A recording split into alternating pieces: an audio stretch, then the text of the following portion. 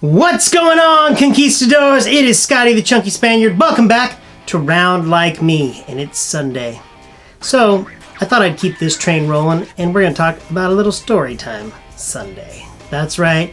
Storytime Sunday, we'll probably go back and forth between snacking on a Sunday, Storytime Sunday, maybe just random talking every once in a while.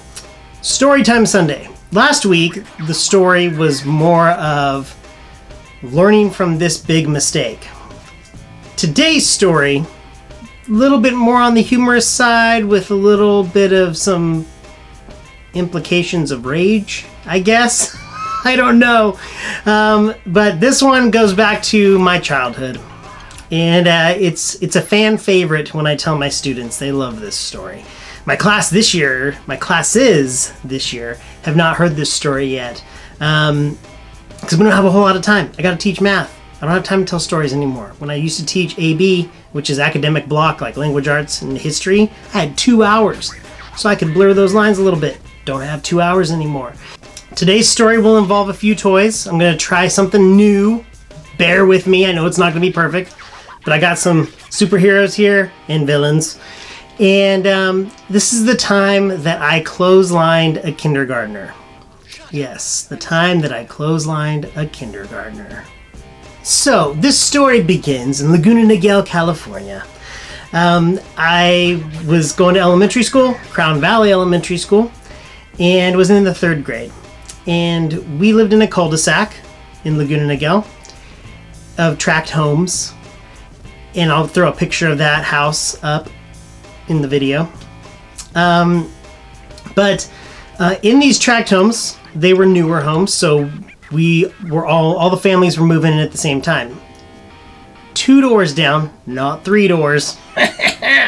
2 doors down from us was a little girl that was the same age as my little sister, and her little baby brother.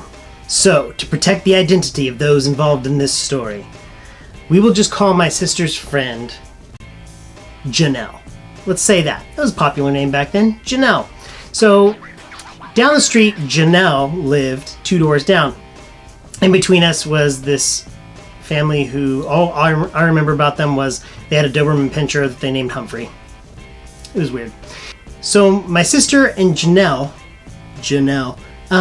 they were kind of evil. How evil can little kindergartners be? Well, they glued the trunk of Janelle's parents. It was like a Toyota Camry. They glued the trunk down.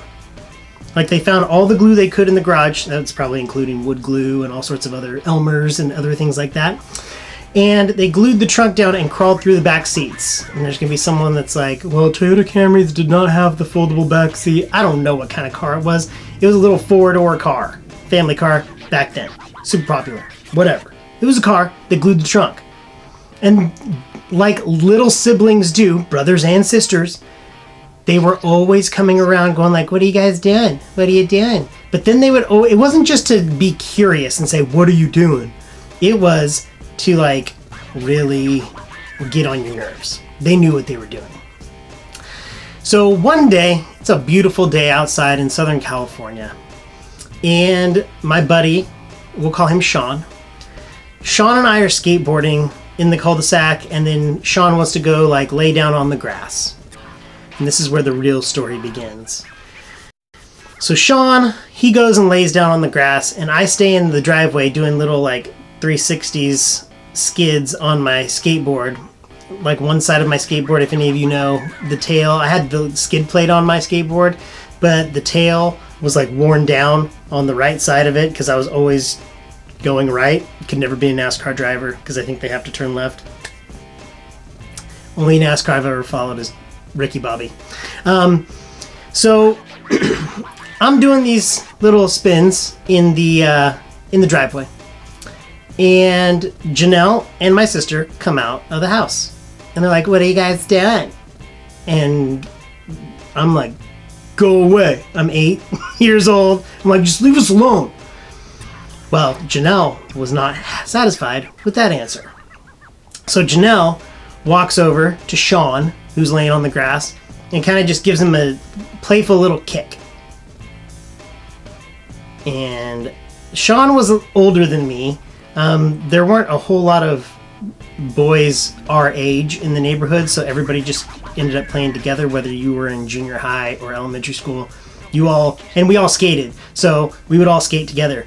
And he was a little older, and so I wanted to protect my older, cooler friend, and I was like, leave my friend alone. Oh. And evil Janelle looks at me and she's like, what? I'm like, I said, leave my friend alone. And he's like, no, don't worry about it, Scotty, it's cool. And I'm like, no, it's not cool. Don't. So she kind of gives him another kick. Oh. I could feel the flames starting to fan within my soul. I was ready to go. And I was like, oh my gosh. I would go, you better leave my friend alone. Leave my friend alone. She's giving me that look of like, what are you going to do? Like, what are you going to do? I'm like, oh, you don't even want to know. Even though I had no idea. So she kind of gives him a little stomp again, and I'm like, I give a look. Don't you do it. Don't you do it. She starts upping her game. To the point where this exchange is going on back and forth for a little bit, and then she does what I consider as an 8-year-old, I don't know, little dork, the worst offense you could ever do. She stands on his chest. She gets up and stands on his chest like, ha ha ha, I am so tough. Like, what are you gonna do now, Scotty? And I was like, oh no you didn't. Oh no, you did not. And I didn't know what I was gonna do. All I know is that I got off my skateboard and I started running. I just started charging her.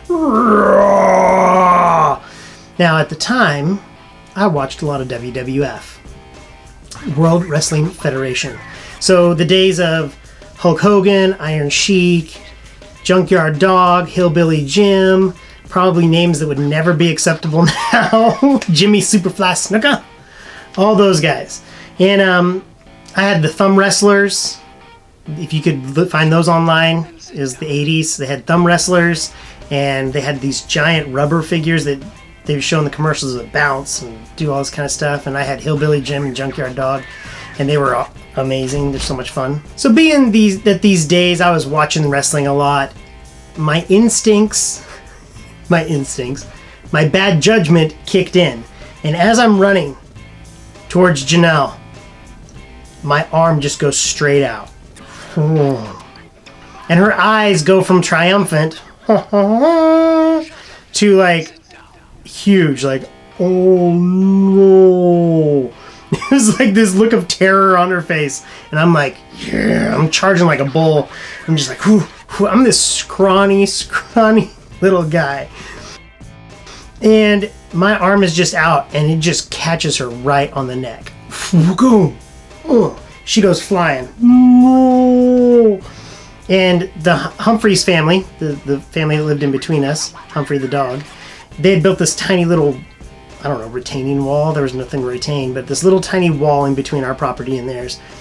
And we had some mow stripping, some cement mow stripping. So there's this little edge of cement and then the wall. And she just flies back and lands right there on that cement and kind of just against the wall. And she just slumps down. And then I make matters even worse because now I'm in full wrestling mode and I stand over her and I'm just like, yeah! You like that? You want some more of that? And she's whimpering. And I'm like, yeah! And my sister, at this point, she's like hightailed it out of there. She's run away. As soon as she saw me charging, she like booked it. She's gone. And I felt so good. I felt so good and so strong. I had made this annoying girl finally shut her trap. She was not talking. She was not talking smack. She wasn't talking back. She wasn't even trying to get involved anymore because I just clotheslined her. It's so bad. Oh my gosh. But my buddy Sean was now quite terrified of me. And so he gets up and I'm like, no, dude, you don't have to go. Don't worry about it. He's like, no, I'm all right. I'm going to get out of here. Thanks. See you later. So he bails. Janelle and my sister end up running off somewhere. And I think it's done. I think everything is done until the very next day. When I'm upstairs, I'm playing upstairs with my little like motorcycles and Hot Wheels and cars and stuff like that. And we had this metal railing on our upstairs, so you could like send them off the railing in down below, and they like explode on the tile down below. And they were all plastic, so I could put them back together. Not all the Hot Wheels though, but they weren't breaking. And so I'm sending my little motorcycle guy off. It was the one that you could rev up and then let it go, and they'd roll on their own. And I hear the doorbell, bing boom. And you've all done this. You know when you kind of listen in. You didn't get the door, but you kind of listen in. You're like, oh. And so all I heard was, my mom answered the door. Dad wasn't home. And then I hear, Scotty! Okay.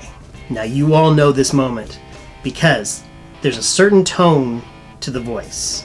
And you're like, okay, she's not totally mad, but there's something else going on.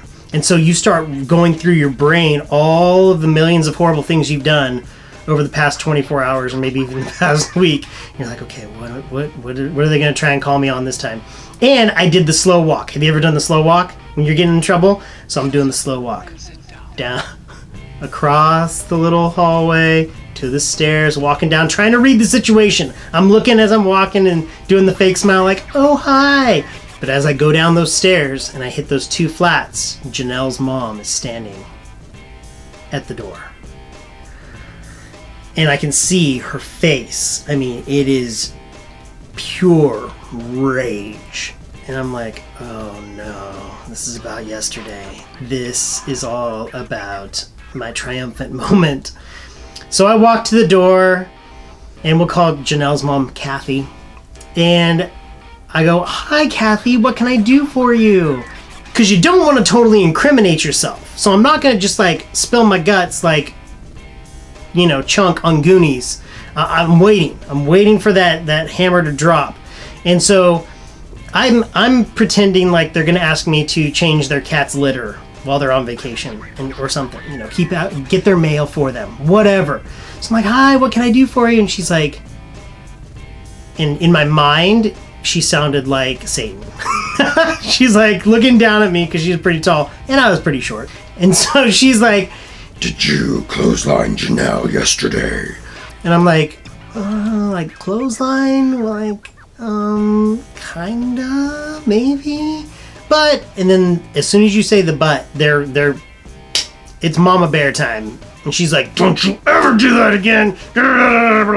And I could kind of take it because I wasn't a fan of the family anyway already, because your daughter Janelle, it's annoying, okay? But then the most terrifying thing happened when my mom closed the door. And you know this phrase, because one parent is usually the hammer and one parent is usually the softie.